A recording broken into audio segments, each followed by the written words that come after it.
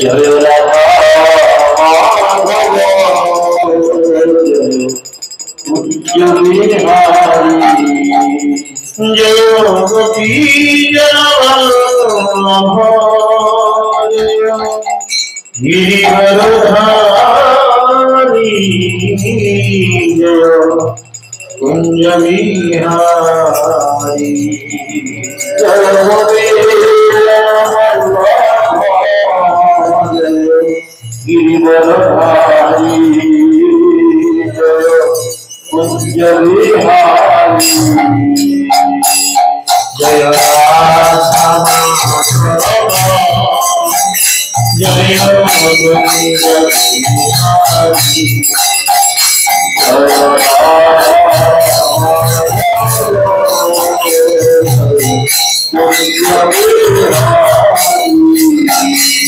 जय गोपी जनवल्लभ जय गिरिवरधारी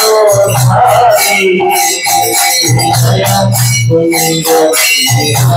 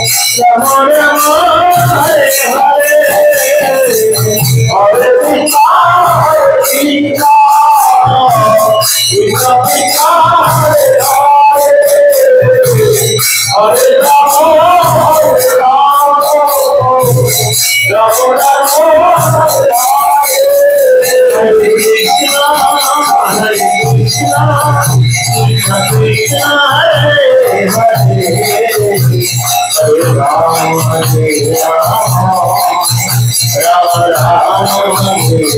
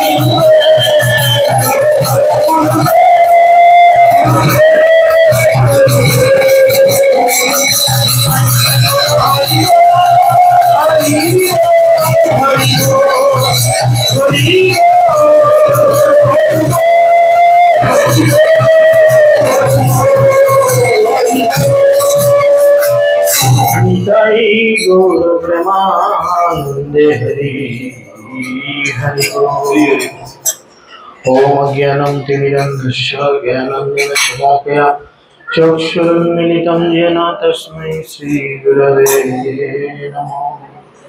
नमो विष्णुपादाय कृष्णपृष्ठाय भूतले श्रीमते जयपताका स्वामिनिति नामिने। नमो आचार्यपादाय निताय कृपाप्रदायिने गौरकथा धामोदाय नगरग्रामतारिणे। नमो विष्णुपादाय कृष्णपृष्ठाय भूतले श्रीमते भक्तिवेदान्त स्वामिनिति नामिने।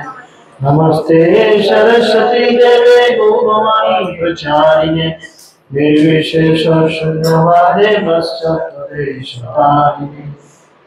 जय श्री कृष्ण चैतन्य प्रभु नित्यानंद श्री अद्वैत गदाधर श्रीवासदि गौर भक्तवृंद।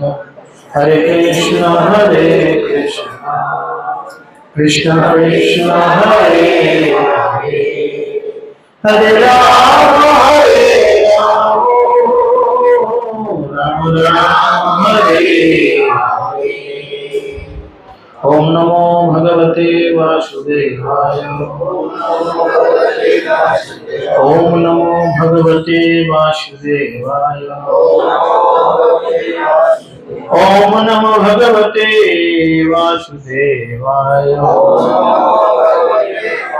नारायणं नमस्कृत्यं नरं चैव नरोत्तमं देवीं सरस्वतीं व्यासं ततो जयो उदीरये मुखं करोति वाचालं पङ्गुं लङ्घयते गिरिं यत्कृपातमहं वन्दे श्रीगुरुं दीनतारिणं परमानन्दमाधवं श्रीचैतन्यमीश्वरम् श्रीचैतन्यमनयविष्टं स्थापितं जनभूतले स्वयं रूपकदामयं ददाति सुखदान्तिकं नित्यप्राय स्वभद्रेषु नित्यं भगवत् सेवया भगवते उत्तम श्लोके भक्तिर्भवति नैष्ठिके जय श्री कृष्ण चैतन्य प्रभु नित्यानंद श्री अद्वैत गदाधर श्रीवासदि गौर भक्तवृंद हरे कृष्ण कृष्ण कृष्ण हरे हरे हरे राम राम राम हरे हरे। हरे कृष्ण। सकल भक्तेर श्री चरण कमले আমি গোপীজন বল্লভ দাস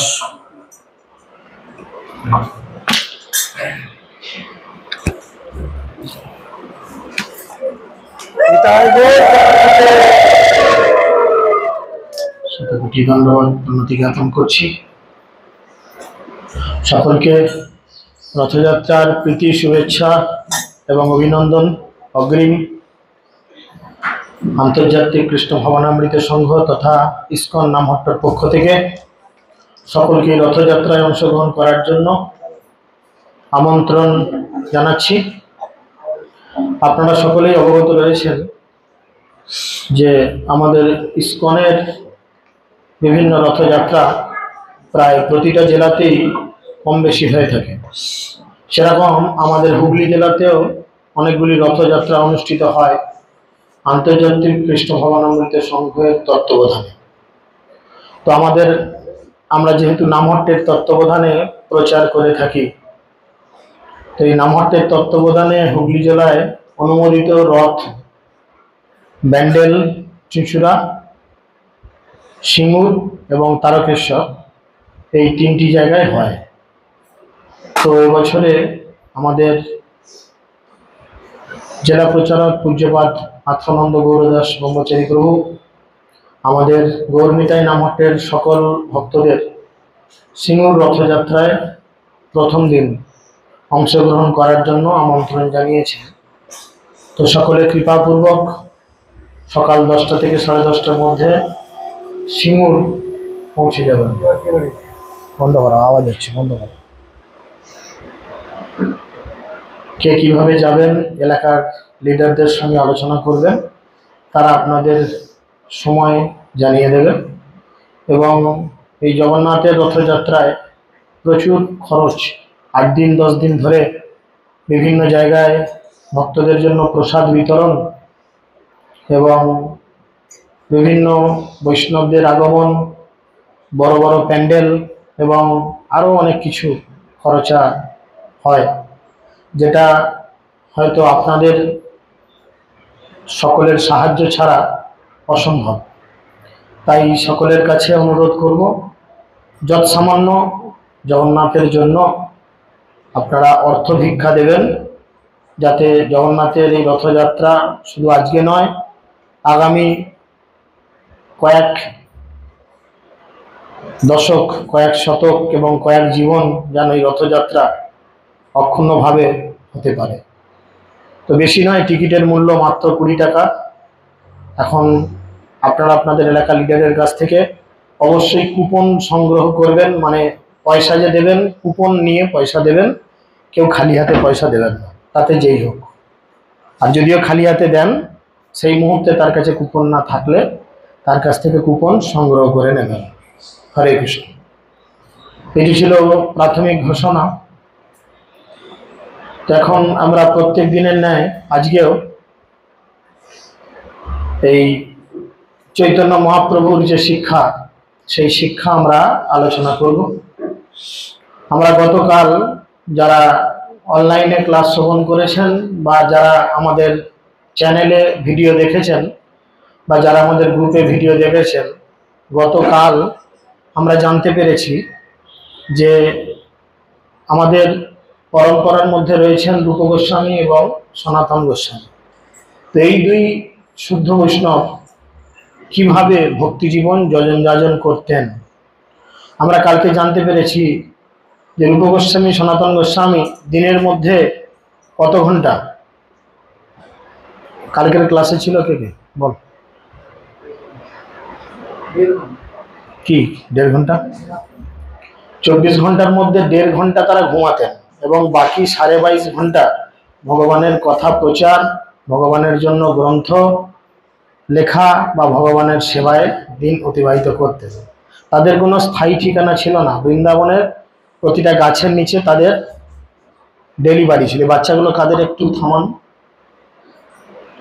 বাচ্চাগুলোকে অন্য জায়গায় নিয়ে যান অথবা ওদের নিরস্ত করুন। খুশি আছে, খুশি। তো সেই জন্যই আমরা জানতে পেরেছি যে কারা কারা বৃন্দাবন গেছেন একটু হাত তুলবেন। আমরা বৃন্দাবন গেছি, হরে কৃষ্ণ, খুব ভালো। কারা কারা বৃন্দাবন যেতে চান হাত তুলুন। নিতাই গৌর প্রেমানন্দ, খুব ভালো। মনের এই ইচ্ছা যদি একদিন রাখেন, শ্রীমতী রাধারানী অবশ্যই আপনাদের মনের ইচ্ছা পূর্ণ করবে। তো যাই হোক, এই যে বৃন্দাবনে গিয়ে আমরা এখন এত কিছু মন্দির দর্শন করছি, এত কিছু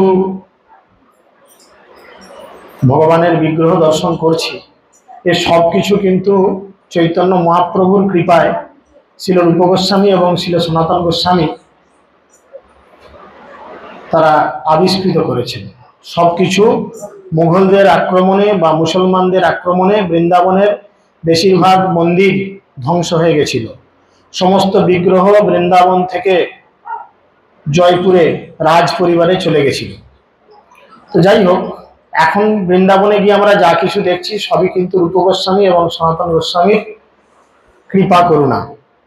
এখন মনে মনে প্রশ্ন উঠতে পারে যে তারা তো কন্দর্পহীন ভাবে গেছিল। আপনারা সকলেই জানেন রূপ গোস্বামী এবং সনাতন গোস্বামী দুজনে হোসেন শাহর রাজসভায় একজন ছিলেন প্রধানমন্ত্রী এবং একজন ছিলেন অর্থমন্ত্রী।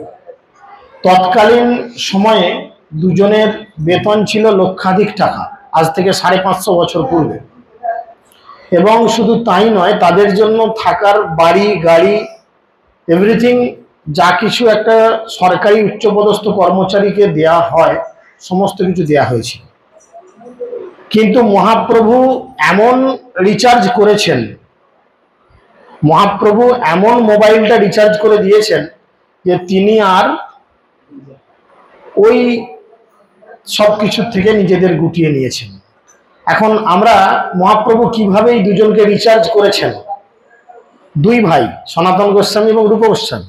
আগে রূপ গোস্বামীকে 10 দিন যাবত মহাপ্রভু ইতিপূর্বে বৃন্দাবন ভ্রমণ করেছেন।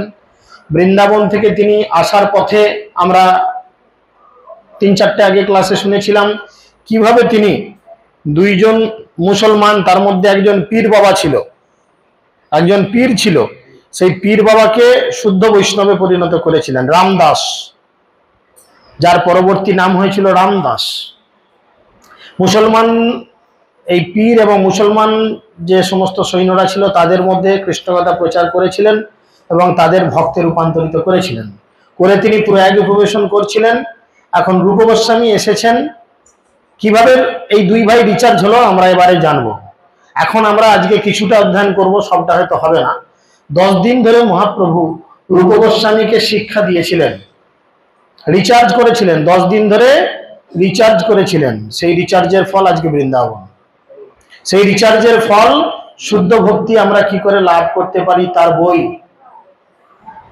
আজকে যে আমরা ভক্তি জগতে এসে ভক্তি রসামৃত সিন্ধু গ্রন্থ অধ্যয়ন করছি, এটা সেই রিচার্জেরই ফল, এটা সেই রিচার্জেরই ফল। মহাপ্রভু রিচার্জ করেছিলেন কিভাবে আমরা আলোচনা করি। তো মহাপ্রভুর কৃপা পাওয়ার পর তারা লিখেছেন, চৈতন্যের কৃপারূপ লিখেছেন আপনে রসামৃত সিন্ধু গ্রন্থের মঙ্গলাচরণ। চৈতন্য মহাপ্রভু যে কিভাবে রূপ গোস্বামীকে কৃপা করেছিলেন সেই কথা তিনি ভক্তি রসামৃত সিন্ধু গ্রন্থের যে মঙ্গলাচরণ, কার কার মুখস্থ আছে মঙ্গলাচরণ? ভক্তি রসামৃত সিন্ধুর প্রথম মঙ্গলাচরণ 1 নম্বর। সেখানে তিনি বলেছেন, মঙ্গলাচরণে কি বলছেন?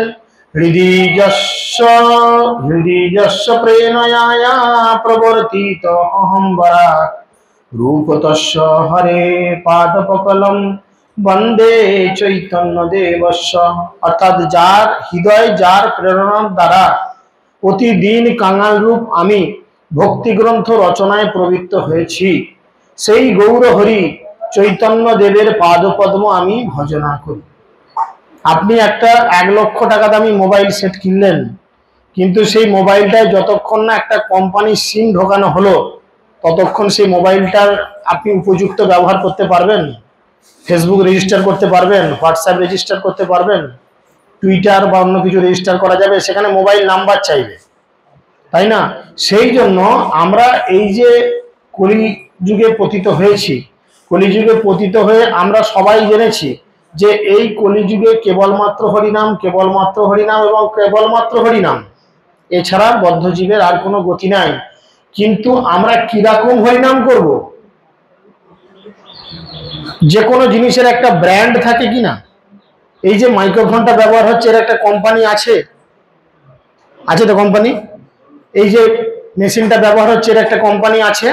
আপনারা যে ফোন ব্যবহার করছেন, এর একটা কোম্পানি আছে। আপনারা যে গাড়ি ব্যবহার করছেন, এর একটা কোম্পানির নাম আছে, আছে কিনা?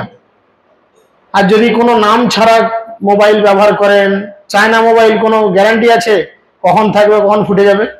কোনো গ্যারান্টি আছে? কেউ নিতে চাইবে?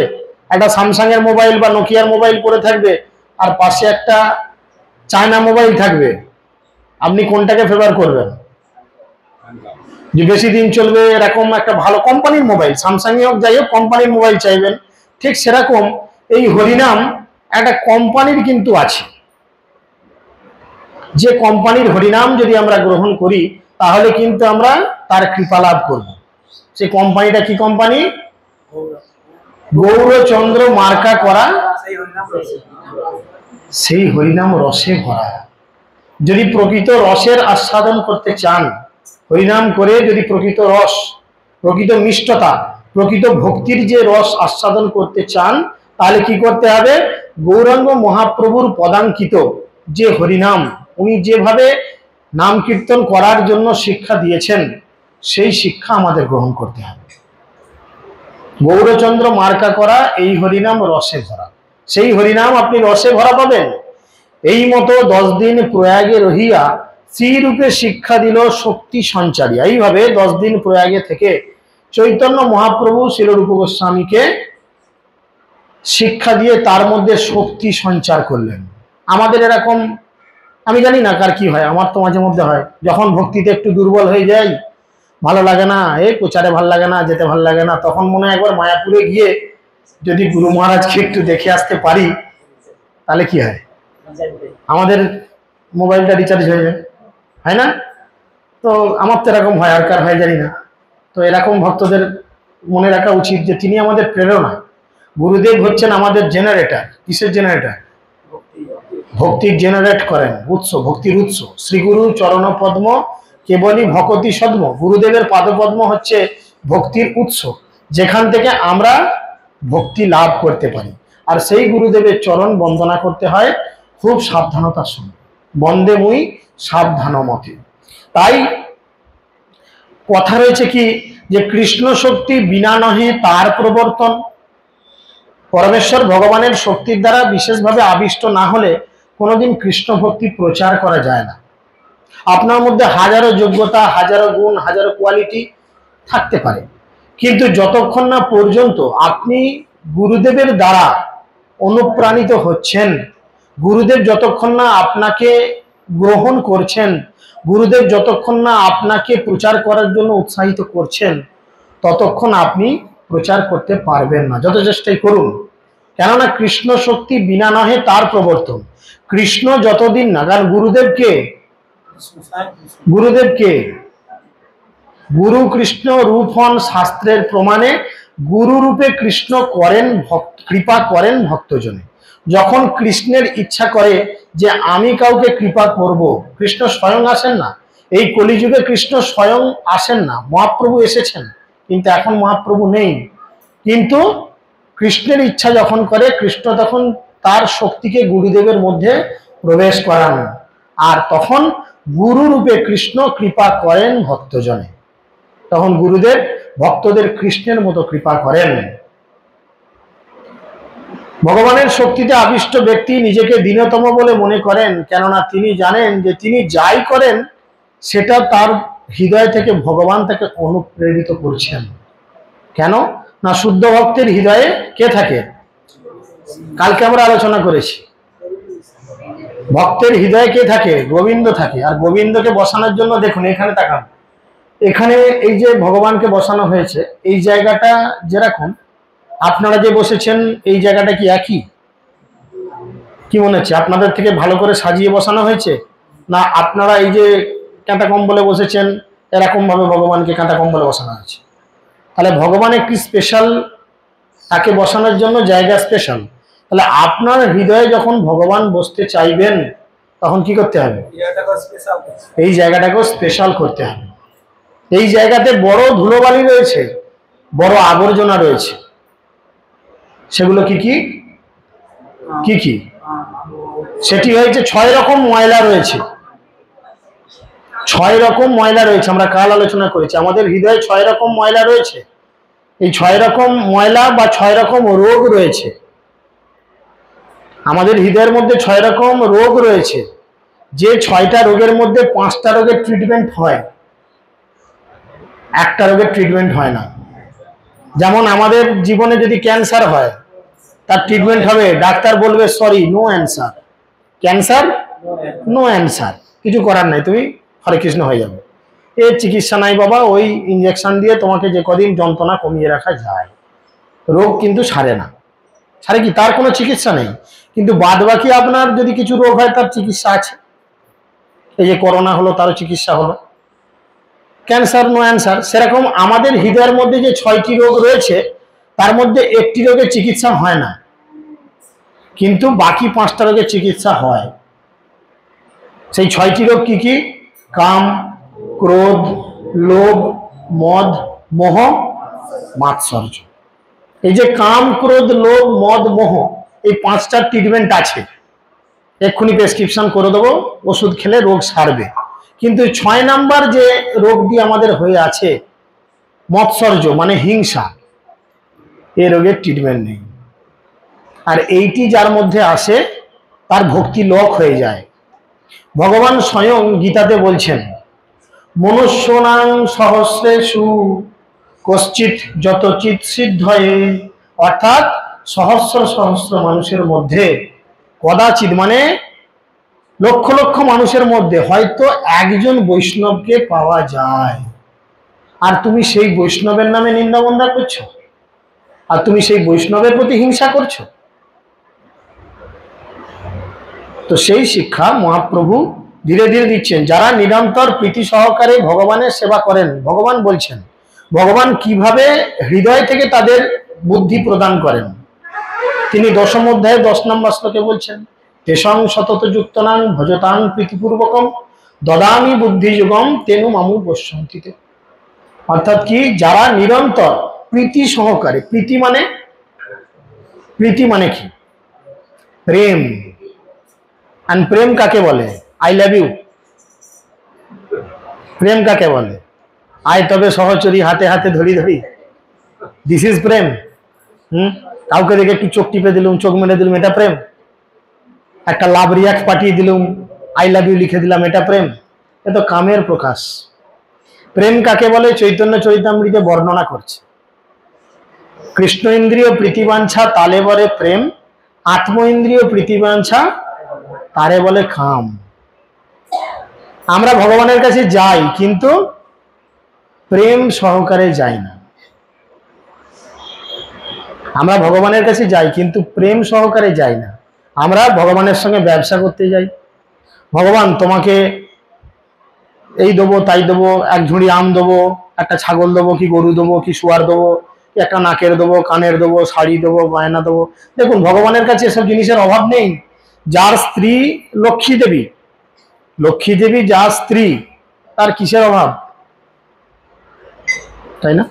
কামদেব যার সেবা করার জন্য সর্বদা প্রস্তুত থাকেন, তার কিসের অভাব? কিসের অভাব থাকতে পারে? তাই তাকে শাড়ি দেবো গয়না দেবো বলা এগুলো প্রেম নয়, ভগবানের সঙ্গে প্রেম। আর এই প্রেম কি করে করতে হয়, প্রেম করতে কে কে জানেন হাত তুলুন। কেউ লজ্জায় তুলছে না, বাবা যদি ধরা পড়ে যায়। তুমিও জানো না? সর্বনাশ। আমি কিন্তু খুব ভালো প্রেম করতে পারি। গুরু মহারাজ আমার নাম ওই জন্যই দিয়েছেন গোপীজন, গোপীদের প্রিয়। গোপীরা তোমাকে দেখে প্রেমে পড়ে যাবে, আমাকে দেখে প্রেমে পড়তে হবে না, পড়তে হবে ভগবানকে দেখে, তাই না? আমার স্ত্রীও মাঝে মধ্যে আমাকে বলে ওই জন্যই তোমার নাম গোপীজন। দুনিয়ার মাতাজিরা তোমার মাথা খারাপ করে দিচ্ছে ফোন করে। কি আর করা যাবে, কাউকে তো লাথি ঝাঁটা মারতে পারবো না। যাই হোক, হরি বল। বিষয় হচ্ছে কি, এই প্রেম কি করে করতে হয় সেই শিক্ষা চৈতন্য মহাপ্রভু আমাদের দিচ্ছেন। তিনি বলছেন যে, কি বলছেন তিনি? চৈতন্য মহাপ্রভু এই জগতে এসেছেন কেন, কারণ কি, কেন এসেছিলেন, কিরকম প্রেম? অত্যন্ত দুর্লভ প্রেম, অত্যন্ত দুর্লভ প্রেম করিবারে দান, শিখায় শরণাগতি ভক্তের প্রাণ। তিনি এসেছেন শুধু প্রেম দান করতে নয়, অত্যন্ত দুর্লভ প্রেম। যেই প্রেম দুর্লভ মানে কি, যেটা এই নৈশালের বাজারে পাওয়া যাবে, আরামবাগ বাজারে পাওয়া যাবে, কলকাতায় বড় বাজারে পাওয়া যাবে, চাঁদনি মার্কেটে পাওয়া যাবে, কোনো বড় হোলসেলারের কাছে পাওয়া যাবে, কোথাও পাওয়া যাবে না। সেই দুর্লভ প্রেম কোথা থেকে এনেছেন? বলে গোলকেরও প্রেম ধন, হরিনাম সংকীর্তন, রতি কেন জন্মালো না তাই। তাই না? কিসে আমাদের জ্বলছে? বিষয় বিষানিলয়ে দিবানিশি হিয়া জলে, তরিবারে না দেখি উপায়। বিষয় বিষানলে, দিবানিশি হিয়া জলে। হিয়া মানে হচ্ছে শরীর। বিষয় বিষয় করতে করতে টাকা পয়সা, গাড়ি বাড়ি, সুন্দরী স্ত্রী, ছেলে পুলে, এইসব হচ্ছে বিষয়। ভগবানকে বাদ দিয়ে যা কিছু সেগুলো হচ্ছে বিষয়। আর সেই বিষয় বিষানলে, বিষয় মানে হচ্ছে বিষ। যাদের জমি জমা রয়েছে, একটু সম্পত্তি রয়েছে, তারা জানে যে জমি নয়, এটা হচ্ছে জম। আমি তো খুব ভালো করে বুঝি। যাই হোক, যাদের জমি জমা আছে এরা বোঝে, এই বোরোতে যখন ধান ঝাড়াতে হয়, ভিজে গেলে যখন রসগোল্লার মতো ছেঁকে আনতে হয়, তখন মাথার ঘাম ফেলে, ও জমি নয় জম, তাই না? ওই জন্য বলছে বিষয় বিষানলে দিবানিশি হিয়া জলে, তরিবারে না দেখি উপায়। এই বিষয় বিষ থেকে উদ্ধার পাওয়ার আমি কোনো উপায় দেখতে পাচ্ছি না, আমি কোনো উপায় দেখতে পাচ্ছি না। তাই কি করেন মহাপ্রভু তখন? মহাপ্রভু তখন কি করেন? কি করেন? কি করেন বলো, কি করেন মহাপ্রভু তখন? কি করেন মহাপ্রভু তখন? নিজে আসেন বা তার কোনো প্রতিনিধিকে পাঠিয়ে দেন। কেন পাঠিয়ে দেন? উদ্ধার পাওয়ার জন্য। তাড়াতাড়ি যাও, ওখানে মহাপ্রভু কৃপা করছেন সবাইকে, তিনি অকাতরে কৃষ্ণ প্রেম বিতরণ করছেন। তিনি এমন একটা করে ভ্যাকসিন দিচ্ছেন যে ভ্যাকসিন নিলে দুঃখ জ্বালা যন্ত্রণা কষ্ট সব থেকে তুমি মুক্তি পেয়ে যাবে। কারুর হাঁটুর ব্যথা, কোমরের ব্যথা, মনের ব্যথা, কত কি ব্যথা। একবার মায়াপুর যাচ্ছিলাম ট্রেনেতে করে, একটা অভিজ্ঞতা বলি।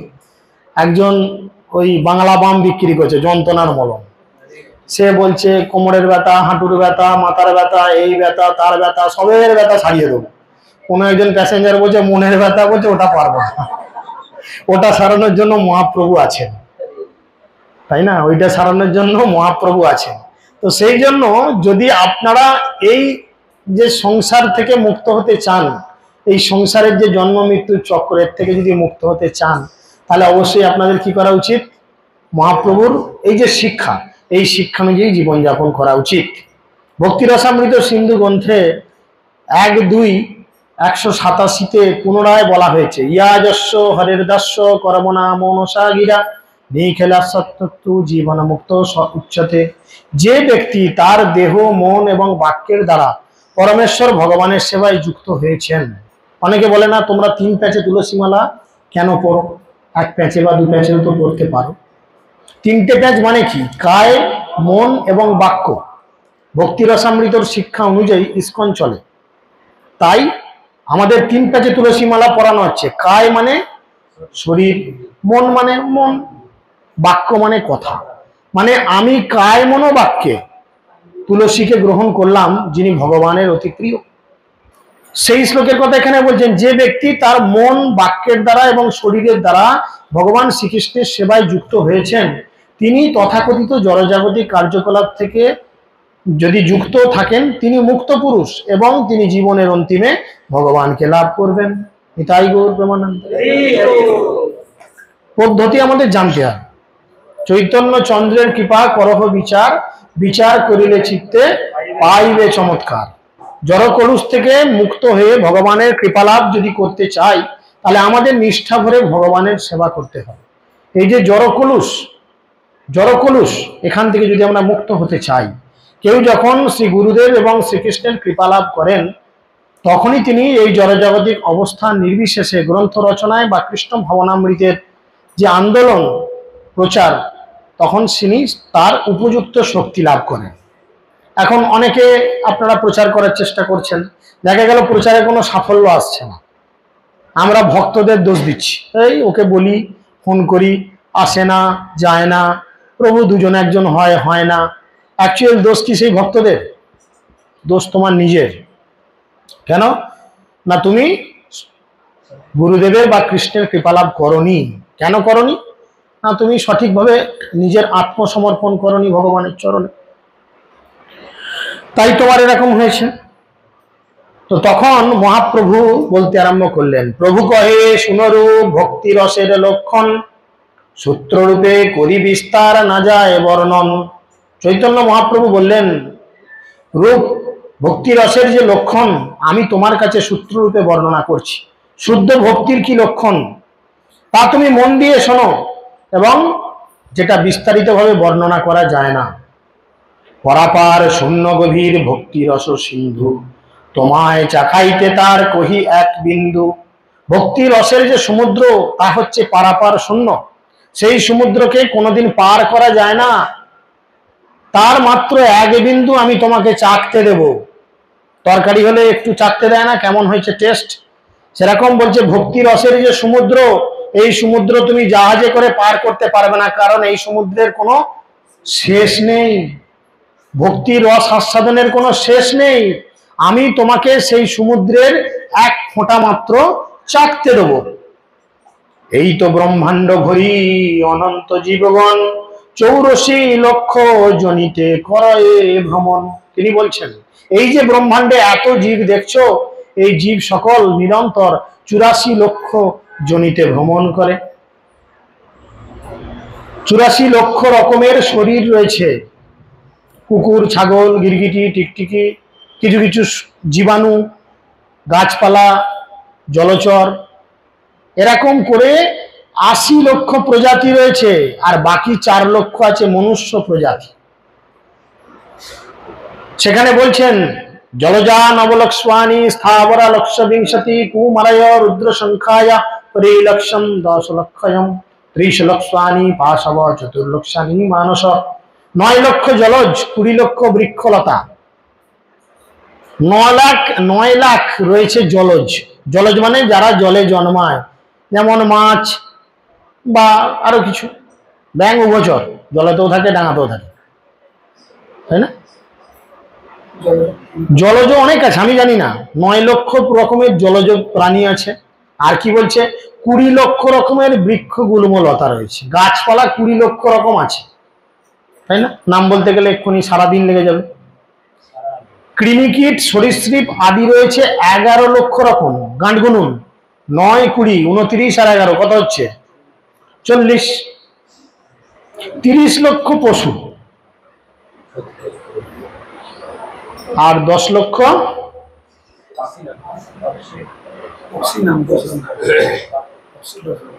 হলো 80, আর 4 লক্ষ মনুষ্যজনী রয়েছে।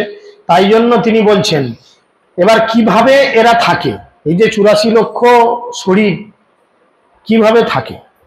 কম্পিউটারের সিপিইউ দেখেছেন, সেন্ট্রাল প্রসেসিং ইউনিট যাকে বলে, একটা পাশে ঢাকনার মতো থাকে, বড় বড় আগে হতো, তাকে মিনিমাইজ করে এরকম করা হয়েছে, ল্যাপটপ করা হয়েছে। পাগলা একটা বইয়ের মতো বগলের মধ্যে চলে যায়, ব্যাগের মধ্যে চলে যায়।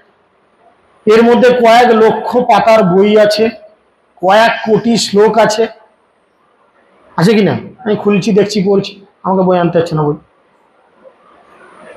এছাড়াও প্রচুর প্রসেসিং রয়েছে যেগুলো মাত্র এইটুকু একটা কিবোর্ডের মধ্যে ঢুকে গেছে। আবার এটা তো অনেক বড়, একে বাদ দেন, মোবাইল দেখুন তাকিয়ে, এইটুকু একটা জিনিস ওর মধ্যে সব ঢুকিয়ে দিয়েছে। আবার ওটাকে ছাড়ুন, ওর পেছনে একটা এই যে ছোট ছেলে লেগেছে, ওই যে ছোট ছেলেটা লাগানো আছে, হাত দিও না, ওর দিকে তাকিয়ে দেখুন, ও আবার সব ডেটা সমস্ত কিছু ভিডিও কালেকশন করে কাছে রেখে দেয় মেমোরিতে, যখন প্রয়োজন পড়ে তখন অনলাইনে ছাড়ে। তাহলে বিজ্ঞান যদি এত কিছু আবিষ্কার করতে পারে, ভগবান কি পারে না? ভগবান ওই জন্য বলছেন আমি তাহলে এদের কিভাবে রাখি, কেশাগ্র শতেক ভাগ পুনঃ শতাংশ করি, তার সম সূক্ষ্ম জীব স্বরূপ বিচারী। জীবের সূক্ষ্ম স্বরূপ কেশাগ্রের 10,000 ভাগের 1 ভাগের সমান।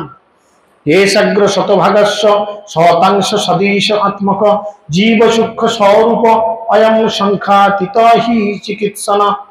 কেশের অগ্রভাগ্যে 100 ভাগ, একটা চুলের ডগা, তাকে 100 ভাগ করা হলো, সেই 100 ভাগের 1 ভাগকে আবার 100 ভাগ করা হবে। অবিশ্বাস্য ব্যাপার, কিন্তু করা হয়তো যায়, তাই না? বলছে এইগুলো হচ্ছে এক একটা জীবের স্বরূপ। অ্যাকচুয়াল মহাপ্রভু এটা কার মাপ বলছে? আত্মার মাপ। আত্মার মাপ 100,000 কেশাগ্রের ডগের 1 ভাগের মতো। তাহলে ওটা হচ্ছে আমাদের সিম কার্ড, এটা হচ্ছে একটা মোবাইল, এই শরীরটা হচ্ছে একটা মোবাইল, আর এই একটা চুলের 100 ভাগের 1 ভাগটা হচ্ছে তোমার সিম কার্ড, যেটা ঢুকিয়ে দিলেই তুমি নেটওয়ার্ক পেয়ে গেছো। আমি বাঙালি, আমি হিন্দু, আমি মুসলমান, আমি খ্রিস্টান, আমি জৈন, আমি ছেলে, আমি মেয়ে, আমি ডাক্তার, আমি প্রসেসর, ইত্যাদি ইত্যাদি, আমি নেটওয়ার্ক পেয়ে গেছি। আর যেমনি ওই সিম কার্ড খুলে নেওয়া হলো, বলো হরি হরি বল, তাই না? আর সেই সিম কার্ডটা থাকে বলে আমাদের কত কি দেখনদারি, হ্যাঁ, কত রাগ, কত তাপ, কত সাজানো, কত লিপস্টিক, এই যে মেখেছে ধর্মার কে হয়, যাই হোক, ভুরু প্লাগ, তাই না, মুখে সাদা পাউডার, হোয়াইট স্টোন না কি সব মেখে আসে, কি বলে, ফেস পাউডার, হ্যাঁ, বগলে সেন্ট, গায়ে মালা, গলায় সুন্দর সুন্দর সোনার উপর হার, কেন না? ওই সিম কার্ডটা আছে বলে। ওই সিম কার্ডটা যখনই বার করে নেবে তখন কিছু করার নেই, তখন গলার মালা, পরনের কাপড়, যে যা পারে খুলে নিয়ে চলে গেল, কিছু বলবে না, যা চলে যা।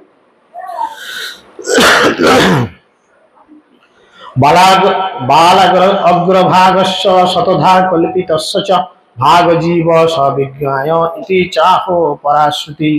কেশাগ্রের শতভাগ্যে 100 ভাগে বিভক্ত করলে যে সূক্ষ্ম ভাগ হয় জীব, সেই রূপ সূক্ষ্ম প্রধান শ্রুতিতে এই কথা বলা হয়েছে। ভগবান নিজে বলছেন সূক্ষ্ম বস্তুদের মধ্যে আমি হচ্ছি জীব। অপরিমিত ধ্রুব অনুভূত যদি সর্বাগতা তার হীন সাতস্য ইতি ধ্রুবন ইতরতা অজনিত জন্ম আয়ম তৎ অবিনিত্যচ্চ তয়ম তবেচ্ছামম অনুজাতম যৎ অমৃতম মতদুষ্টয়া। হে ভগবান, দেহধারী অসংখ্য জীবেরা যদি সর্বগত হয় তাহলে তাদের আপনার নিয়ন্ত্রণাধীন থাকার কোনো প্রশ্নই থাকতো না। কিন্তু তাদের যদি আপনার নিত্য অনুসাদিত অংশ বলে স্বীকার করা হয় তাহলে তারা আপনার অধীন হয়। জীব যদি চিৎকণ রূপে গুণগতভাবে আপনার সঙ্গে এক বলে তারা তাদের সত্তাকে উপলব্ধি করতে পারে তাহলে তারা অনেক কিছুর নিয়ন্তা হতে পারে। অতএব যারা জীব এবং তোমাকে এক বলে মনে করে তাদের মতবাদ ভ্রান্ত এবং দূষিত। আমরা সকলে কি এখানে মহাপ্রভুর কাছে তিনি বলছেন, রূপ গোস্বামী বলছেন, আমাদের এই সম্পর্কে ভগবদ্গীতায় ভগবান বলেছেন জীবের যে স্বরূপ, কি বলেছেন, কি শ্লোক গীতায় কি বলেছে, আমি চৈতন্য চরিতামৃতে জানতে চাইছি, কে বলবে, হাত তোলো।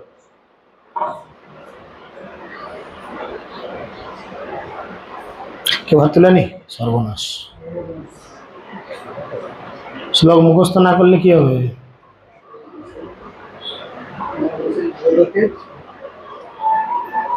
বলো। মামই বংশ জীবলোক জীবভূত সনাতন মন ষষ্ঠ ইন্দ্রিয়ানি প্রকৃতিস্থানি কর্ষতি। শ্লোক মুখস্থ না রাখলে বিপদ, তাই না? তিনি বলছেন যে মামই বংশ জীবলোক জীবভূত সনাতন, এই জগতের সমস্ত কিছু জীব হচ্ছে মামই বংশ, মানে মাম ওই অংশ, আমারই অংশ। তাহলে আমরা সকলে হচ্ছি ভগবানের অংশ।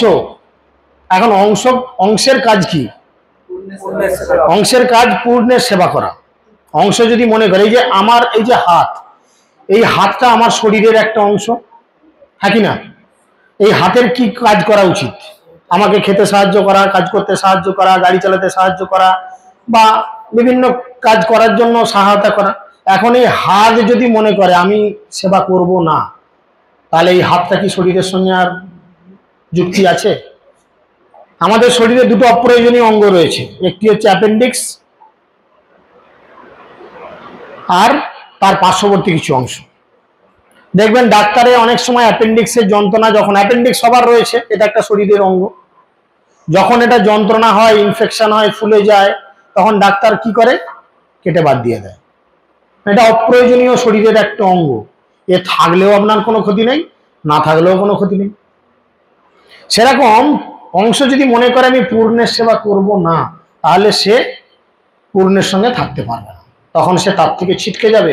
সেই জন্য তিনি বলছেন জীব যদি উপলব্ধি করতে পারে যে আমি ভগবানের ক্ষুদ্রাতি ক্ষুদ্র অংশ, তাহলে সে কিন্তু অনেক কিছু নিয়ন্তা হয়। কিভাবে না? সে তখন ভগবানের নাম, ভগবানের কথা সবার কাছে প্রচার করে। যেই নাম শ্রবণ করার ফলে বদ্ধজীব এই সংসার চক্র থেকে উদ্ধার লাভ করে। তার মধ্যে স্থাবর জঙ্গম দুই ভেদ, জঙ্গমে তির্যক জল সহজ স্থলচর বিভেদ। তার মধ্যে স্থাবর আবার জঙ্গম দুই রকম জীব রয়েছে। এই জঙ্গম জীবেদের মধ্যে জলচর, স্থলচর এবং খেচর আবার তিনটি রয়েছে। বুঝতে পেরেছেন? এইভাবে ভাগ্য ভাগ দিয়েছেন। আর কি বলছেন? তার মধ্যে মানুষ্য জাতি অতি অল্পতর, তার মধ্যে মেলেচ্ছ পুলিন্দ বৌদ্ধ সবর। মহাপ্রভু বলছেন যে এই যে আপনারা সকলেই ভাগগুলো শুনলেন, মনুষ্য জাতি কয় লক্ষ প্রজাতি? 4 লক্ষ। তাহলে 4-এর নিচে কোনো প্রজাতি আছে? কোনো আছে? তাই মহাপ্রভু বলছেন সবার কম হচ্ছে মনুষ্য প্রজাতি। বুঝতে পেরেছেন? 4 লক্ষ। এই 4 লক্ষ প্রজাতির মধ্যে আবার মেলেচ্ছ রয়েছে, পুলিন্দ রয়েছে, বৌদ্ধ রয়েছে, সবার রয়েছে, যারা বেদকে, ভগবানকে মানে না। বেদনিষ্ঠ মধ্যে অর্থে বেদ মুখে মানে, বেদ নিষিদ্ধ পাপ কর্ম, বেদ নিষিদ্ধ পাপ করে ধর্ম নাহি গণে। মানুষদের মধ্যে যারা বেদের অনুগামী, তারাই কেবল সভ্য বলে বর্ণিত হন। বেদে কি শিক্ষা দেয়া হচ্ছে? কে বলবে বেদে কি শিক্ষা দেয়া হচ্ছে?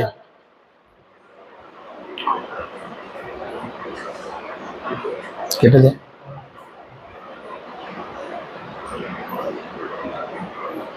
বেদে কি শিক্ষা দেয়া হচ্ছে? যারা দীক্ষা নিয়ে এলে তারা তো অবশ্যই জানা উচিত তোমাদের কি শিক্ষাটা কি।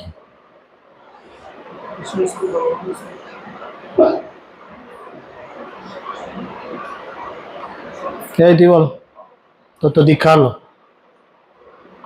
আমি টেড়া নয়, তোকে সোজাই তাকাচ্ছি, বল।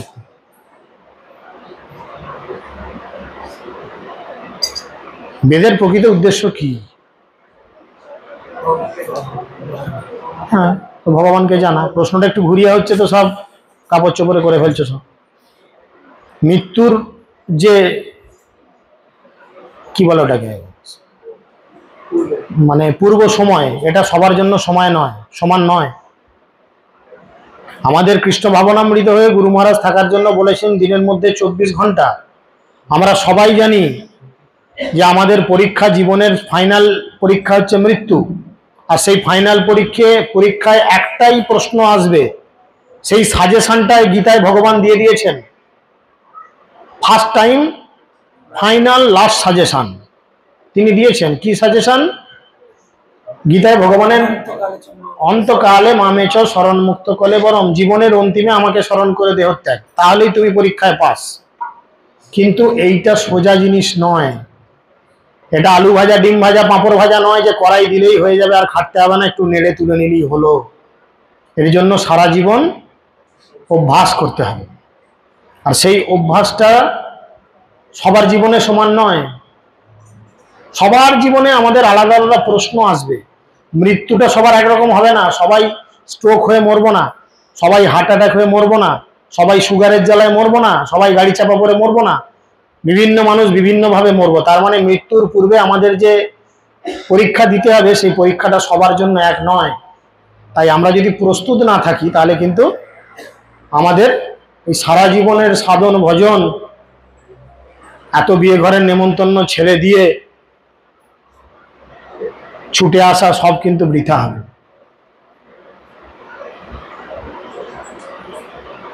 তাই তিনি বলছেন যে যারা বেদের অনুগামী তারাই সভ্য বলে গণ্যিত হয়, কিন্তু তাদের মধ্যে প্রায় অর্ধ সংখ্যক মানুষই মুখে কেবল বেদ মানে।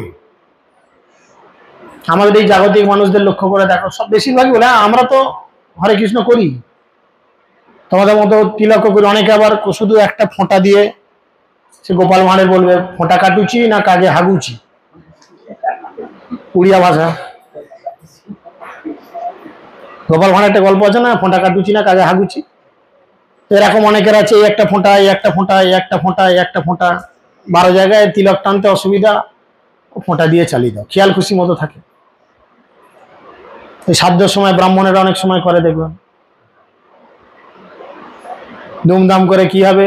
সাধ্য মানে শ্রদ্ধাবনত চিত্তে বিষ্ণুর প্রীতি সম্পাদন। তার জন্য নাড়া করা হয়, গলায় তুলসীমালা পরানো হয়, 2-4 গোছা চুলও রেখে দেওয়া হয়। নাপিত তো রাখে না, গোটাটাই সাফা করে দেয়, যা চলে যা, পরিষ্কার পরিচ্ছন্নই ভালো। কেননা বিষ্ণুকে খুশি করাবে। তাহলে সাধ্যে বসার আগে ব্রাহ্মণ 12 জায়গায় তিলক টানায়, কেশবায় নমঃ, গোবিন্দায় নমঃ, এই নমঃ, তাই নমঃ, হং নমঃ, ঢং নমঃ, অনেক কিছু টানায়। কিন্তু কি করে? ফোঁটা। সে ব্রাহ্মণও নিজে ঠিক নেই, আর যাকে পরিচালনা করছেন তাকেও ঠিক পথে পরিচালিত করছেন না। তো যার ফলে বলছেন মুখে বেদ মানে, অর্ধেক মুখে বেদকে মানে, কিন্তু বেদের বাণীটাকে গুরুত্ব দেয় না। তারা বেদে নিষিদ্ধ যে পাপ, সেই পাপগুলো বেশি করে করে।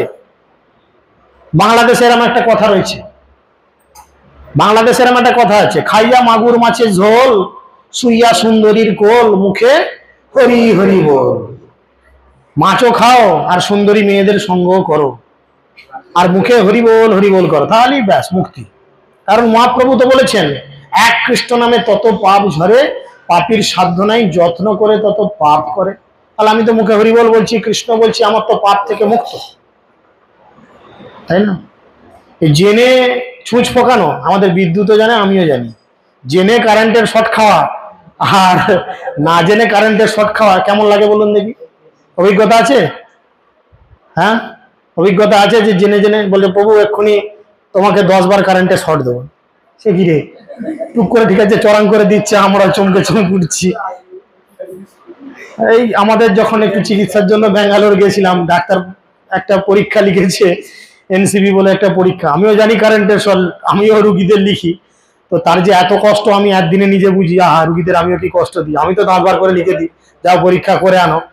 সে একটা আঙুলের ফাঁকে কারেন্টের তার গুঁজে সুইচ দিচ্ছে, সে বলে দিচ্ছে এবারে আপনাকে 30 বার ঝটকা দেবো, একটু সহ্য করুন। চড়াং করে মারছে। এবার বলুন, জেনে শুনে যদি এরকম কেমন ভয় লাগে, তাহলে আমরা যদি জেনে শুনে পাপ করি আমাদের কি ফল হবে? হবে কিনা? সেই জন্যই এখানে তিনি বলছেন যে তারা বেদে নিষিদ্ধ যে পাপ, সেই পাপ কর্ম করে, পাপের নাম করে ধর্ম আচরণ করে, পাপের নাম করে ধর্ম আচরণ করে। তথাকথিত কিছু মোবাইলে দেখবেন, ফেসবুক, হোয়াটসঅ্যাপ বা অন্যান্য গ্রুপে কত এরকম কীর্তনিয়া রয়েছে, কত এরকম বড় বড় পাঠক রয়েছে, কোমর দুলিয়ে সেজে গুজে হরিবল করে কত কি বলছে। এদিকে ভেতরে খবর নেন, মোটা টাকা দিতে হচ্ছে, মাছের পেটিটা বা মাছের চাকাটা ভালো করে ভেজে রেখে দিতে হচ্ছে, কাঁটা বেছে। আর যদি ছাগল গরু কিছু থাকে সেগুলোকে যত্ন করে রাখতে, কেননা আমি এখানে ক্লাস দিয়ে এসে তারপরে এগুলো ভক্ষণ করবো। পাড়াগ্রামে এরা মাছে দেখবেন রাত পর্যন্ত বড় দল ছোট দলের ব্যাপার আছে। সন্ধ্যাবেলা ছোট দল হয়ে গেল, যেই আলু পোস্ত, ডাল ভাত, তার সঙ্গে মাছের ঝাল, চা। রাত্রেবেলা বড় দল কীর্তন করছে, বড় দল কীর্তন সেরে রাত 12টা 12:30 পর, কারণ খেয়ে এসে বেশি বকা যাবে না, রাত 12টা 1টার পর যে ওই আলু পোস্ত, ডাল ভাত, গরম করে দেবেন। তো এই হচ্ছে ব্যাপার। কারণ এই জন্যই বলছে কলিকালে ধর্ম নামে যাহা কিছু চলে, ভাগবত কহে তা পরিপূর্ণ চলে। কলিযুগে মানুষকে ঠকানোর জন্য ওই সুদীপ্ত সেন বা ওই কি সব বলে এগুলোকে চিটফান্ডের করে মানুষকে ঠকাতে হবে না। ওরা কি ঠকিয়েছে? ওরা কি ঠকিয়েছে? কলিকালে মানুষকে ঠকানো যায় ধর্মের বেশ করে, গলায় তুলসী মালা, মাথায় একটা টিকি রেখে একটু যদি দর্শনধারী হয়, হ্যাঁ একটু যদি দর্শনধারী হয় আর একটু যদি বলার কৌশল থাকে, ব্যাস। মানুষকে যদি বলে উঁচুকে নিচু, মানুষ উঁচুকে নিচুই বলবে। কেন? হিন্দু ধর্মের মানুষ কোনোদিন শাস্ত্র ঘেঁটে দেখে না যে শাস্ত্রে কি বলেছে।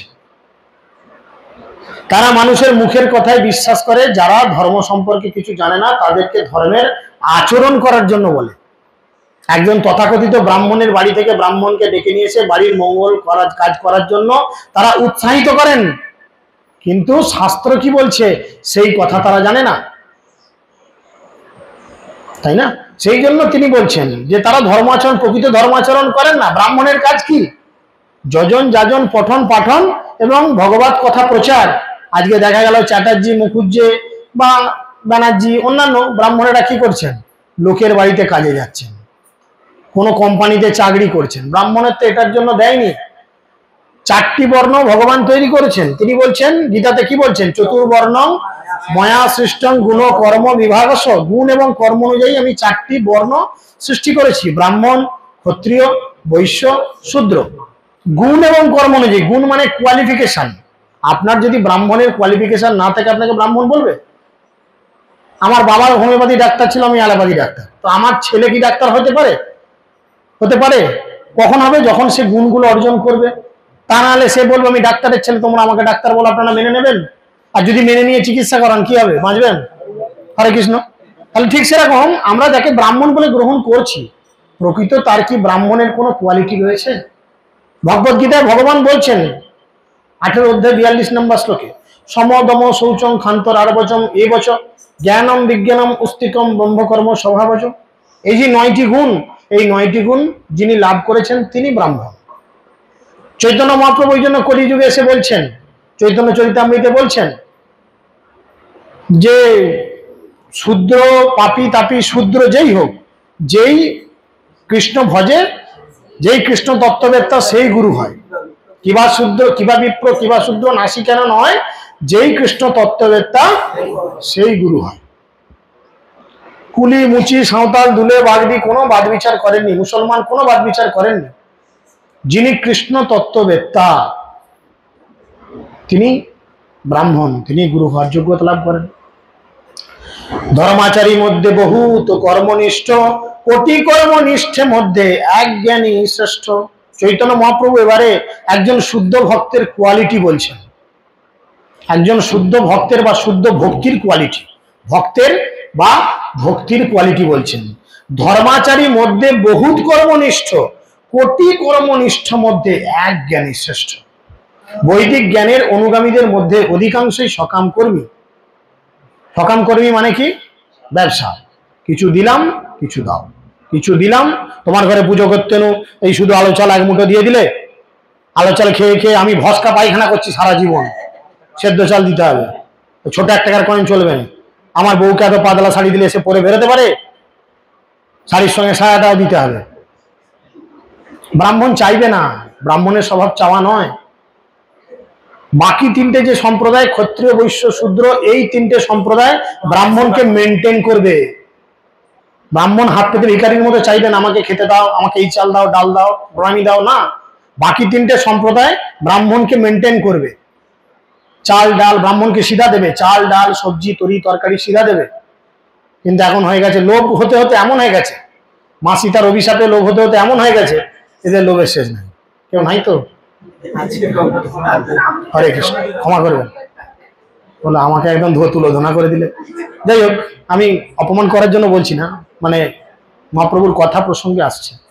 যাই হোক, তিনি বলছেন এই প্রকার কোটি সকাম কর্মীর মধ্যে একজন জ্ঞানী, মানে 1 কোটি মানুষের মধ্যে একজন জ্ঞানী শ্রেষ্ঠ। কোটি জ্ঞানী মধ্যে হয় একজন মুক্ত, কোটি মুক্ত মধ্যে দুর্লভ এক কৃষ্ণ ভক্ত। চিন্তা করুন, কোটি জ্ঞানী মানে আমরা জানলাম 1 কোটি মানুষের মধ্যে একজন জ্ঞানী, জ্ঞান কর্মের মধ্যে আসবে একজন। আবার শাস্ত্র বলছে অন্য কথা, কি বলছে? কর্মকাণ্ড জ্ঞানকাণ্ড কেবলই বিষের ভাণ্ড, অমৃত বলিয়া যেবা খায়, নানাজনই সদা ফিরে কদর্য ভক্ষণ করে, তার জন্ম অধপথে যায়। কর্মকাণ্ড জ্ঞানকাণ্ড কেবল বিষের ভাণ্ড, বিষ, কর্মকাণ্ডীয় কাজ আর জ্ঞানকাণ্ডীয় কাজ। আমি কত জ্ঞানী জানিস, আমার গীতা ভাগবতের কত জ্ঞান জানিস, আমি কত বড় ডিগ্রিধারী একজন লোক জানিস, আমি MA করেছি, BA করেছি, BSc করেছি, MSc করেছি, আমি ডাক্তার হয়েছি, আমার কত জ্ঞান। এগুলো হচ্ছে জ্ঞানের ভাণ্ড। আর কর্মকাণ্ড মানে কি? আমি হাসপাতাল করেছি, আমি বিদ্যালয় করে দিয়েছি, আমি তোর মেয়ের বিয়েতে 10 লক্ষ টাকা দিয়েছি।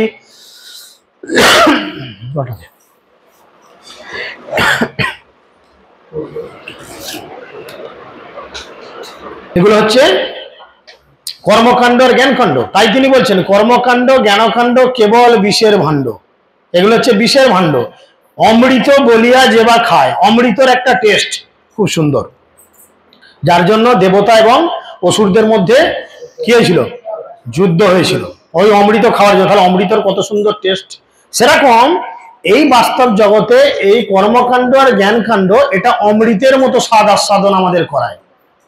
আমরা যদি একটা ট্যাক্সের পয়সা খরচা করে একটা সরকারি হাসপাতালে সাহায্য করে একটা বিল্ডিং বানিয়ে দিই, হ্যাঁ, বুকের ভেতরটা 36 থেকে একদম 56 হয়ে যাবে। আমার বাবার দেয়া। আমাদের ঠাকুরের 100 বিঘে জমি, কয়ারপাড়া মোড়লদের লোক আমরা, জানিস, বিশাল ব্যাপার। আমরা কি তোর ঘরে যাবো রে? বিকারির বাচ্চা তুই তুলে বাগ দিল। আমাদের পূর্বপুরুষদের এরকম ছিল, আমি লোকের বলছি না, আমার গোষ্ঠীর কথাই বলছি, তাই না? এগুলো হচ্ছে কর্মকাণ্ডীয়। বলছে এগুলো বিষের ভাণ্ড। বিষ, বিষ খেলে কি হয়? কারোর অভিজ্ঞতা আছে বিষ খেয়েছেন? রেগে মেগে ঝগড়া করে ইচ্ছা করে টেস্ট করে কেউ খাননি? সে কি পাশাপাশি দেখবেন যারা খেয়েছে জিজ্ঞেস করবেন, কিরে খেয়ে কেমন মজা পেলি? বলে বলিস নি ভাই, আর খাবো না। কেন? ডাক্তারেই নাক দিয়ে একটা নল ভরেছিল আর এত বড় একটা সিরিঞ্জ নিয়ে এসে শুধু টানছে, আবার তো বিষ খাবি, ইঞ্জেকশন দিচ্ছে আর শুধু ওয়াশ করছে। আমরা একটা র্যালিস্টিউ ঢুকিয়ে দিই নাক দিয়ে একদম লিভার পর্যন্ত দিয়ে আচ্ছাটি করে পাম্প করি, মানে লিভারকে আমরা জল দিয়ে ধুয়ে যতটা বিষকে বার করা যায়, এটা আমাদের ডাক্তারি প্রসেস রয়েছে। যাই হোক, তা সেটা নাক দিয়ে যখন নল ভরা হয় দারুণ আরাম। নাকে একটা এমনি ছোট কাগজ ঢুকিয়ে দেখুন কতক্ষণ রাখতে পারবেন, হ্যাচ্ছ করে আলাদা হয়ে যাবেন, সিকিম টিকিম বেরিয়ে একাকার হয়ে যাবে। আর এরকম মোটা একটা পাইপ, এই এরকম মোটা, সর করে নাক দিয়ে ঢুকিয়ে দেবো একদম পেট পর্যন্ত। আপনার মাথাটা একজন চেপে ধরবে আর দাড়িটা একজন ধরবে, 10 সালাকে ধরবে, একটা মার বেটাকে দিয়ে নাক দিয়ে ঢুকো। যখন গোজা হবে, ও ডাক্তারবাবু মরে গেল, চুপ মেরে বস, বিষ খাওয়ার সময় মনে থাকে না, চর করে ঢুকিয়ে দিল পেট পর্যন্ত, যা চলে যা, দেখ কেমন লাগে। তাহলে যে খেয়েছে সে বুঝেছে। ঠিক সেরকম এই কর্মকাণ্ডীয় আর জ্ঞানকাণ্ডীয় জীব জগৎ, কর্মকাণ্ড আর জ্ঞানকাণ্ডীয়, ঠিক আছে? কি হচ্ছে? ঠেসটা ছাড়ো, থালি দেখবে ঘুমটা ছেড়ে গেছে। তো সেই কর্মকাণ্ডীয় জ্ঞানকাণ্ডীয় হচ্ছে সেই বিষের ভাণ্ড। আমরা এটাকে অমৃত বলে খাই, বলছে অমৃত বলিয়া যেবা খায়, নানা জনি কি করে? ভ্রমণ করে। নানা জনি মানে কি? যে 84 লক্ষ জনি রয়েছে, এই 84 লক্ষ জনি ভ্রমণ করে, কদর্য ভক্ষণ করে। কদর্য মানে নোংরা, না কাদা না, নোংরা জিনিস, পুঁজ, রক্ত, পেচ্ছাপ, পায়খানা খায়। কার কার খেতে ইচ্ছা যাচ্ছে এগুলো? হাত তুলুন। পুঁজ খাবো, রক্ত খাবো, পায়খানা খাবো, পেচ্ছাপ খাবো, আর ড্রেনের কাদা খাবো, পাঁক খাবো। আপনার যাচ্ছে? এই যে হাসছে মাতাজি, কথা বলছে, যাচ্ছে? ওনাদের যাচ্ছে নাকি? কার কার ইচ্ছে যাচ্ছে হাত তুলুন। হাত তুলবো না, অথচ আমরা কিন্তু মান সম্মান প্রতিষ্ঠা চাইবো। তার মানে ওই জ্ঞানকাণ্ড কর্মকাণ্ডের মধ্যে প্রবেশ করব। নানাজনই সদা ফিরে কদর্য ভক্ষণ করে, তার জন্ম অধপথে যায়, তার জন্মটাই বৃথা হয়ে গেল। তাই তিনি বলছেন কোটি জ্ঞানীর মধ্যে, কোটি যে ধর্মনিষ্ঠ তার মধ্যে, মানে ধর্ম করে এরকম মানুষ 1 কোটি জড়ো করলে তার মধ্যে একজন জ্ঞানী পাওয়া যাবে। এরকম 1 কোটি জ্ঞানীকে জড়ো করলে একজন কি হবে? একজন মুক্ত ভক্ত পাওয়া যাবে। আর এরকম 1 কোটি মুক্ত মানুষকে জোগাড় করলে একজন কৃষ্ণ ভক্ত পাওয়া যাবে। নিতাই গৌর প্রেমানন্দে। তাই তিনি বলছেন এই রকম কোটি কোটি জ্ঞানীর মধ্যে কদাচিৎ একজন মুক্ত ভক্ত হতে পারেন, এবং এই রকম কয়েক কোটি মুক্ত ভক্তকে জড়ো করলে তার মধ্যে একজন কৃষ্ণ ভক্ত পাওয়া যায়। তাই তিনি বলছেন যে কৃষ্ণ ভক্ত পাওয়া যায়। সেই কৃষ্ণ ভক্ত কিভাবে হতে গেলে তার প্রথম প্রেসক্রিপশন কি, প্রথম ওষুধ কি? কৃষ্ণ ভক্ত হতে গেলে প্রথম ওষুধ কি, কি করতে হবে? ভগবদ গীতায় ভগবান বলেছেন ভক্তারাং যোগ্য তপস্যাং সর্বলোক মহেশ্বরম সুহৃদান সর্বভূতানাং জ্ঞাত্তা মাং শান্তিমিচ্ছতি। সমস্ত কিছুর মালিক আমি, সমস্ত কিছুর ভোগ করার অধিকার আছে আমার। যে সমস্ত কিছু ভোগ করতে পারে সেই ভগবান। আমরা সমস্ত কিছু ভোগ করতে পারি? পারি কি? সমস্ত কিছুর ভোগ করার অধিকার রয়েছে একমাত্র তার, ভগবানের। তাই তিনি বলছেন ঋষিগণ আমাকে সমস্ত যোগ্য তপস্যার পরম ভক্তা, সমগ্র জগতের পরম ঈশ্বর, সমস্ত জীবের পরম সুহৃদ, আমি হচ্ছি প্রকৃত বন্ধু। আমি বিনা বন্ধু আর কে আছে তোমার? জগত কারণ তুমি, জগত জীবন তুমি ছাড়া কারো নহে হে রাধারমন। রাধারমনকে বলছেন, রাধারমন অরিজিনাল বিগ্রহ, ভগবান নিজে প্রকটিত হয়েছিলেন বৃন্দাবনে। রাধারমনজি ছোট্ট বিগ্রহ, একদম ছোট্ট, লাড্ডু প্রসাদ পাওয়া যায়। তো তিনি নিজে প্রকাটিত হয়েছেন, তাই সেখানে কীর্তন করতে করতে বলছেন যে জগত কারণ তুমি, এই জগতের সমস্ত কিছুর কারণ হচ্ছে তুমি। জগত কারণ তুমি, জগত জীবন তোমার ছাড়া কারণ হে হে রাধারমন। আমি তোমার ছাড়া আর কারণ নয়। তুমি আমাকে যেমন করে খুশি ব্যবহার করো। কৃষ্ণ ভক্ত, তাহলে কৃষ্ণ ভক্ত সম্পর্কে আমরা ডেফিনেশন পেলাম। তাহলে কৃষ্ণ ভক্ত কিরকম? আমরা তো অনেকেই কৃষ্ণ ভক্ত। কে কে কৃষ্ণ ভক্ত হয়েছেন একটু হাত তুলুন তো। কে কে ভক্তি জীবনে কৃষ্ণ ভক্ত হয়েছেন? কেউ হননি? সব নাটক, সব নাটক। ভালো। কে কে হতে চান? যাই হোক, এখন হতে গেলে আমাদের কি যোগ্যতা থাকা দরকার? মহাপ্রভু বলছেন আমাদের কি যোগ্যতা থাকা দরকার। যে কৃষ্ণ ভক্ত নিষ্কাম অতএব শান্ত, ভক্তি মুক্তি সিদ্ধিকামী সকলই অশান্ত। কৃষ্ণ ভক্ত নিষ্কাম মানে তার কোনো চাওয়া পাওয়া নেই। আমাকে আর একটু পটল দাও, এইটুকু ঘুগনি দিয়ে কি মুড়ি খাওয়া যায়? এই আমি এলাম, সব শেষ, আমাকে এই দিতে হবে তাই দিতে হবে, হেন তেন, আমার এত টাকা ট্রলি ভাড়া চাই, নাহলে কি মাল পাওয়া যায়? হ্যাঁ, 700 টাকা 800 টাকা দিতেই হবে, নাহলে কি করে যাই? ইঞ্জিনের খরচা আছে, তেল খরচা, মোবিল খরচা, কত কি আছে, কি করে জুটাই? আছে না? বুঝে কৃষ্ণ ভক্ত নিষ্কাম। কৃষ্ণ ভক্ত কি করবে? সে সবসময় ভগবানের উপর নির্ভর করবে। সবকিছু ছেড়ে পড়ে আছি তোমার উপর ভরসা করিয়া, তোমার উপর ভরসা করে আমি সবকিছু ছেড়ে পড়ে আছি। তুমি তো রক্ষক আমার, তুমি আমাকে রক্ষা করবে, তুমি আমাকে পালন করবে, বলছে কিনা কীর্তনের মধ্যে। আর কি হবে? ভক্তের আর একটা ক্যারেক্টার কি? সে শান্ত। শান্ত কাদের বলে? গান্ধীজির মতো এক গালে ঠাস করে ছড়িয়ে দিলে বলবে আর একটা গাল দাও, এটাও ছড়িয়ে দাও। শান্ত মানে সে কৃষ্ণ কথা ছাড়া অন্য কোনো ফালতু কথা বলবে না। উপদেশামৃতে খুব সুন্দর করে একটি শ্লোক রয়েছে, বাচ বেগ মনস বেগ উদর বেগ হেন বেগ তেন বেগ করে বলেছে, তাই না? 6টা করে বেগ, কথার বেগ রয়েছে, শরীরের বেগ রয়েছে, ইত্যাদি ইত্যাদি বিভিন্ন বেগ রয়েছে। 6 রকম বেগ, 6 রকম গুণ, 6 রকম দোষ, তাই না? এরকম রয়েছে। এই 3, 6, 18 রকম ব্যাপার আছে। আমরা পরবর্তী কোনো ক্লাসে এগুলো একটা একটা করে আলোচনা করতে পারি, বড় বড় ক্লাস। তো সে হবে শান্ত, আচার আচরণ কথাবার্তা খুব নম্র ভদ্র শান্ত হবে। আর যারা কৃষ্ণ ভক্ত নয় কি হবে? ভুক্তি মুক্তি সিদ্ধকামী সকলই অশান্ত, অল্পতেই রেগে যাবে। ছোট একটা কয়েন চলে, বলবে, তাই না? রূপ গোস্বামী সনাতন গোস্বামী সে শিক্ষা দিয়েছেন। কৃষ্ণ ভক্ত যেহেতু নিষ্কাম তাই তিনি শান্ত, কিন্তু ভুক্তিকামী কর্মী, মুক্তিকামী জ্ঞানী এবং সিদ্ধিকামী যোগীরা জড় কামনা বাসনা থেকে মুক্ত হতে পারেনি বলে তারা অশান্ত। মুক্ত নাম ওপি সিদ্ধ নাম নারায়ণম পরম্পর প্রশান্ত আত্মা কোটিষু অপি মহামৌনে। হে মহর্ষি, কোটি কোটি মুক্ত এবং সিদ্ধদের মধ্যে নারায়ণ পরায়ণ প্রশান্ত আত্মা পুরুষ অত্যন্ত দুর্লভ। ভগবান শ্রীকৃষ্ণ গীতাতেও বলেছেন। কি বলেছেন? কি শ্লোক কে বলবে? কৃষ্ণ ভক্ত যে দুর্লভ। বহুনাং জন্ম জন্ম অন্তে, বহুনাং জন্ম জন্ম অন্তে জ্ঞানম বানাং প্রপদ্যতে বাসুদেব সর্বমিতি স্ব মহাত্মা সুদুর্লভ। তিনি বলেছেন বহু বহু জন্ম অতিক্রম করার পর কোনো একজন ব্যক্তি জানতে পারে যে সমস্ত কারণের কারণ কৃষ্ণ। এরকম ব্যক্তি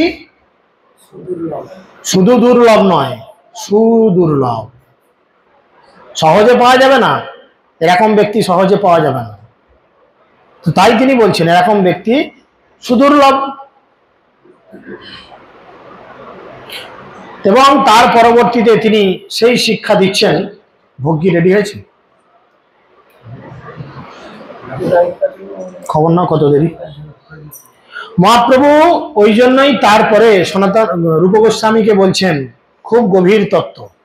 ব্রহ্মাণ্ড ভ্রমিতে কোন ভাগ্যবান জীব গুরু কৃষ্ণ প্রসাদে পায় ভক্তি লতা বীজ। জীব তার কর্ম অনুসারে বিভিন্ন ব্রহ্মাণ্ড ভ্রমণ করে। কতগুলি ব্রহ্মাণ্ড আছে কে বলবেন? কতগুলি ব্রহ্মাণ্ড আছে তার একটা আইডিয়া দাও।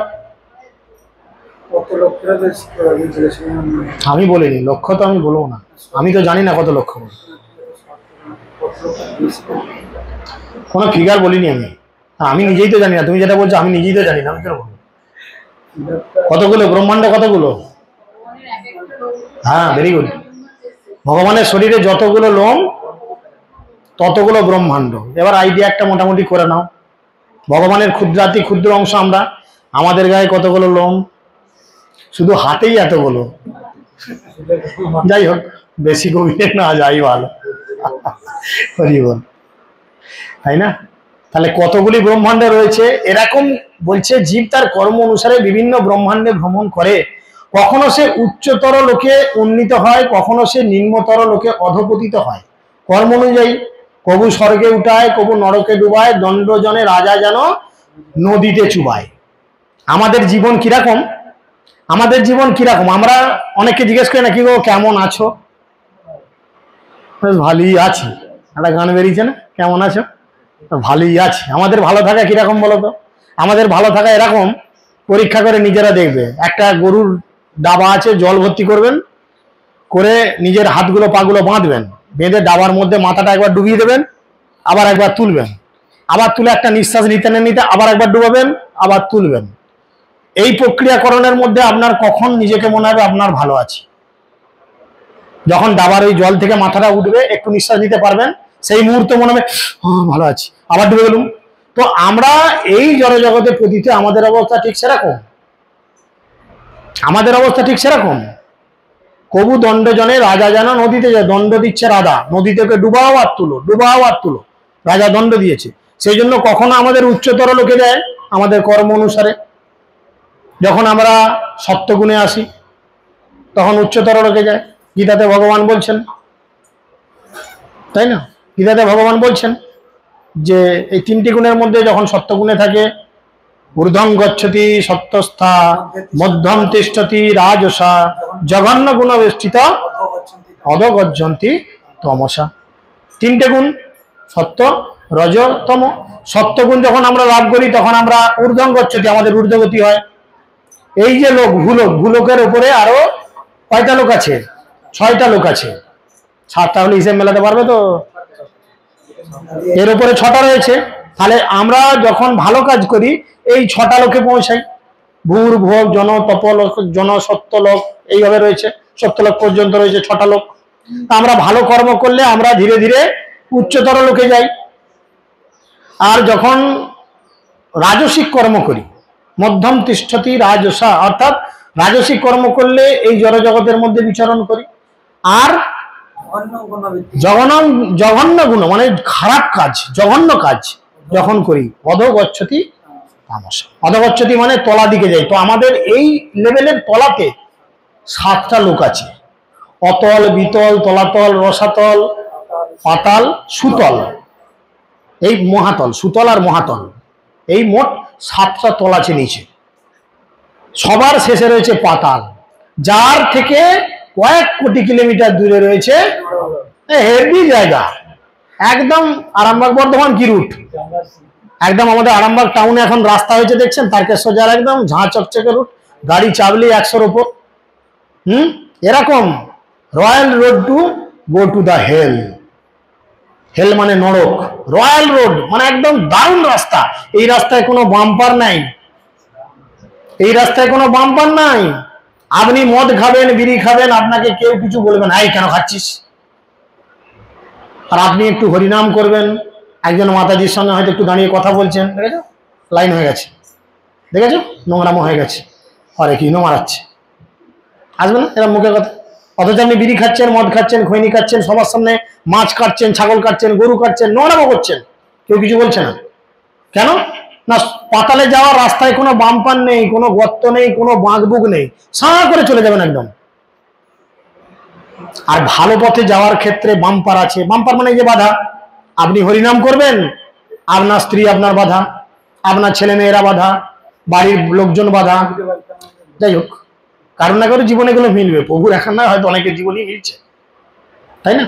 এগুলো হচ্ছে বাধা। তার মানে কি, ভগবানের দিকে যখনই যেতে চাইবেন তখন অনেক বাম্পার, অনেক বাঁক, অনেক ডোব, অনেক গর্ত, অনেক কিছু আসবে। কিন্তু সেই কষ্টকে যদি আমরা ওভারকাম করি তখন আমরা একদিন কৃষ্ণকে লাভ করতে পারবো। কিন্তু আমরা তো কুঁড়ে মানুষ, নরকের রাস্তাটাই আমরা বেশি লোকে ধরতে পছন্দ করি, কারণ এখানে কোনো বাম্পার নেই, সাঁ করে চলে যাব, যে সেখানে সব লাইনে দাঁড়িয়ে যাবো।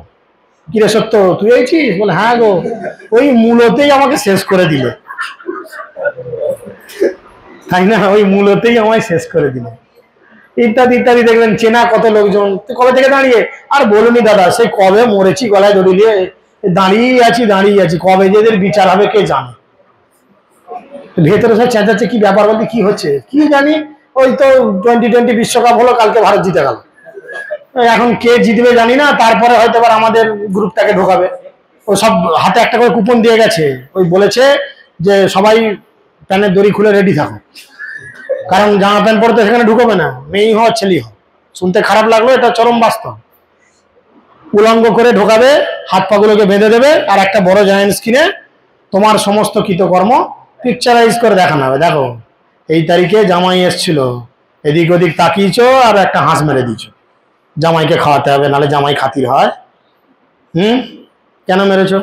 দেখুন এই অপরাধগুলো করছেন, করুন, অপরাধ করছেন, বদমাইশি করছেন, করুন, কিন্তু এইগুলো উচিত জবাবদিহি করতে পারবেন তো? যদি পারেন তাহলে করুন, নো প্রবলেম। যদি পারেন, কেন একটা জীবকে হত্যা করেছেন প্রশ্ন করবে, আপনি কেন হত্যা করেছেন, এই জীবটা আপনি সৃষ্টি করতে পারবেন? এর আয়ু ছিল 1 বছর, আপনি একে ইঞ্জেকশন দিয়ে 3 মাসে ফুলিয়ে কেটে খেয়ে ফেলেছেন। মুরগি ইঞ্জেকশন দিচ্ছে 3 মাসে একদম বয়লার হয়ে যাচ্ছে, খাও। একে 1 বছর আয়ু দিয়ে আমি পাঠিয়েছিলাম, আপনি 3 মাসে মেরে দিয়েছেন, তাহলে ওই 7 মাস ও কোনো দেহ পাবে না।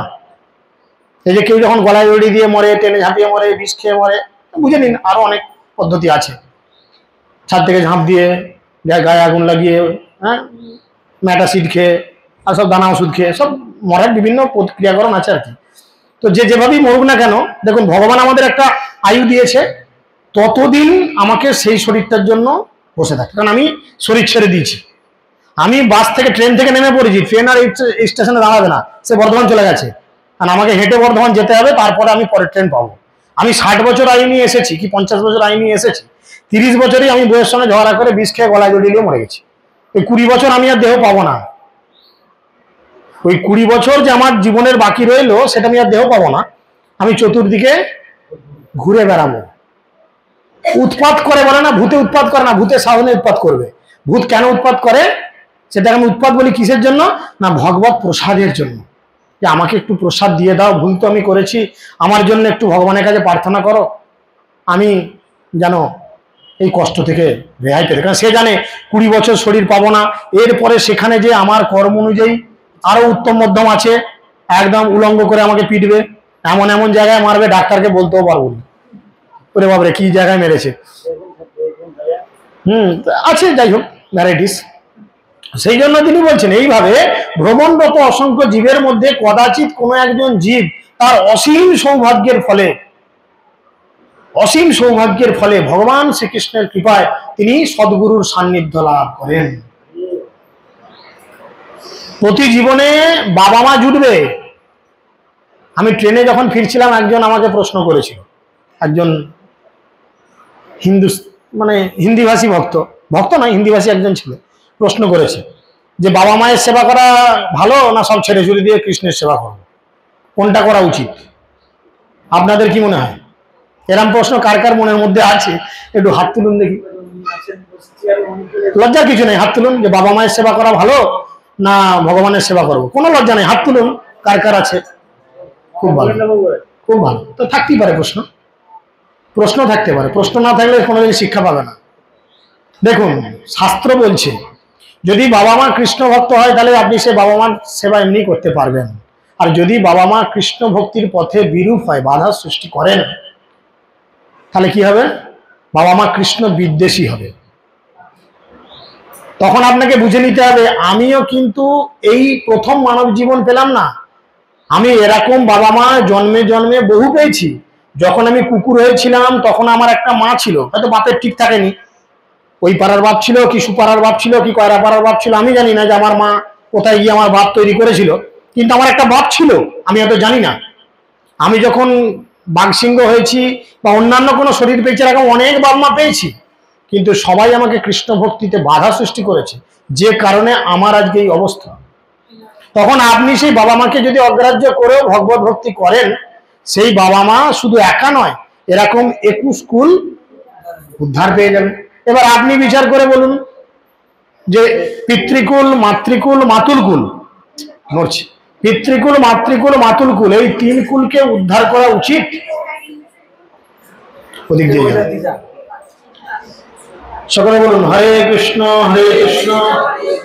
কৃষ্ণ কৃষ্ণ হরে হরে, হরে রাম রাম রাম হরে। এবার সকলে বিচার করে বলুন এই 3 কুলকে উদ্ধার করা উচিত, মানে 21 কুলকে উদ্ধার করা উচিত না এই জীবনেও এই ধরনের মানুষের মানসিকতা নিয়ে অখাদ্য, অক্লেদ্য, অমেধ্য খাবার গ্রহণ করে আবার বাপ মা সহ নরকে যাওয়া উচিত?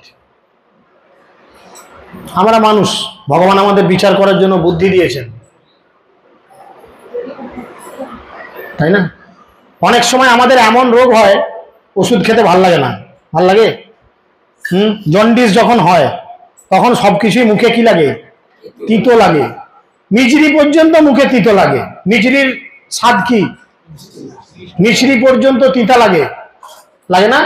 কিন্তু সেই মিচড়ি কি খেতে খেতে কি হয়, একদিন রোগটা সারে।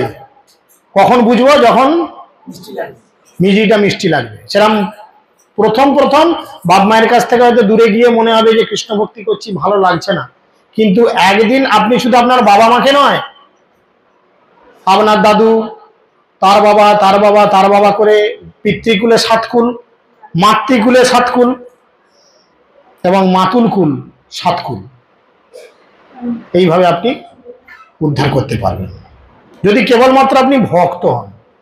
ব্রহ্মচারী হলে, সন্ন্যাস হলে তো আরো এই কুলের সংখ্যা বাড়ে, 50 কুল 100 কুল হয়ে যায়, তাই না? এবার আপনি বিচার করুন যে এক জীবনে এই বাঁশটা আপনার পেছনে ভালো, না এই বাঁশটা একবারের জন্য বার করে দিয়ে সবকিছু ঝামেলা মিটিয়ে ভগবত ধামে সবাইকে নিয়ে চলে যাওয়া ভালো? ভালোবাসাটা কোনটা? তো তাই তিনি বলছেন শ্রীকৃষ্ণের সেবায় সদ্গুরুর সান্নিধ্য লাভ করে। এইভাবে গুরু কৃষ্ণ উভয়ের কৃপার প্রভাবে জীব ভক্তিলতার বীজ প্রাপ্ত হয়। কি কীর্তন হবে না এমনি লাগানো হয়ে যাবে? কীর্তন করবে? ঠিক আছে। হরে কৃষ্ণ কৃষ্ণ কৃষ্ণ হরে হরে, হরে রাম রাম রাম